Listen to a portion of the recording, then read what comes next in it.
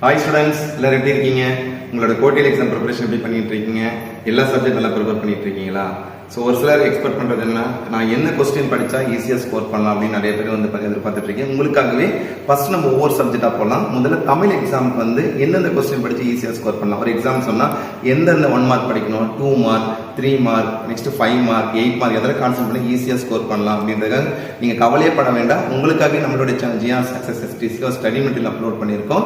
அந்த study material எதில் இருக்குன்னு சொல்லிட்டு கோட்டியல் எக்ஸாமினேஷன் 2024 சொல்லிட்டு பார்த்தா செப்பரேட்டாக ஒரு பிளேலிஸ்ட் இருக்கு. அந்த பிளேலிஸ்ட்ல தமிழ்ல நீங்க வந்து பார்த்தீங்கன்னா செலக்ட் பண்ணீங்கன்னா போதும், ஈஸியாக டவுன்லோட் பண்ணிக்கலாம். அதில் இருக்க கொஸ்டின் மட்டும் படிச்சீங்கன்னா போதும், வரக்கூடிய கோட்டியல் எக்ஸாம் வந்து நல்லா நீங்க எழுதலாம். அது மட்டும் இல்லை, ப்ரீவியஸ் இயர் கொஸ்டின் பேப்பர்ஸ் நிறைய டவுன்லோட் பண்ணி உங்களுக்காக அப்லோட் பண்ணி அந்த கொஸ்டின் படிங்க. ஸோ நல்லா ப்ரிப்பேர் பண்ண தைரியமா இருங்க. கண்டிப்பா நான் சொல்றேன், அதில் இருக்க கொஸ்டின் மட்டும் படிச்சீங்கன்னா ஷூரா நீங்க வரக்கூடிய கோட்டியல்ல 90 மோர் தென் 90+ சென்டமே எடுக்கிற அளவு வந்து பார்த்தீங்கன்னா நம்மளோட GR success STC questions upload பண்ணிக்கலாம். ஆல் தி பெஸ்ட் ஸ்டூடெண்ட்ஸ், நல்லா ப்ரிப்பேர் பண்ணுங்க. Okay, thank you.